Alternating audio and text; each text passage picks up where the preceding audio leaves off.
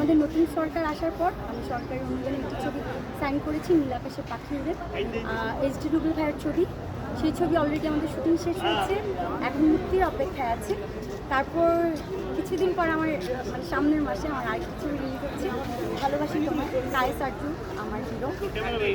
এই ছবি আর বলে 18 মামলার মাহফুজুর রহমান স্যারের ভাবনায় এই ছবিটি প্রযোজনা করছেন। ভালোবাসি তোমার ছবিটা সামনের মাসে রিলিজ হচ্ছে। আরও দুটো ছবি আছে, নদীর জলে শাপলা ভাসে, আনিসুর রহমান মিলন ভাইয়ের সাথে আমি একটা ছবি করেছি।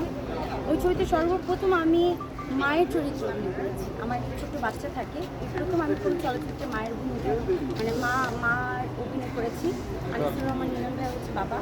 তো চমৎকার একটি গল্প, বলে দিলে হয়তো বা টুইস্ট মজা থাকবে না। তো আরও অনেক চমৎকার চমৎকার গল্প আছে, ইনশাল্লাহ আপনারা দেখতে পাবেন। আপনার কাছে সবচেয়ে সেরা মুভি আমার সব থেকে সেরা ছবি আপনার কাছে কোনটা বেশি?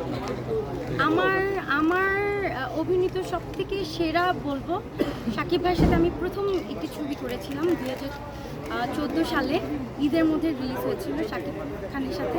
ছবির নাম হচ্ছে হিট। যে ছবি দিয়ে আমার চলচ্চিত্রে আমি অভিষেক ঘটিয়েছি, মানে প্রথম আমি চলচ্চিত্রে এসেছি। ওই ছবিতে আমার একটি গান ছিল, দেখনো রশিয়া। এই মুহূর্তে 137 মিলিয়ন 137 মিলিয়ন ভিউজ আছে এই মুহূর্তে ইউটিউব।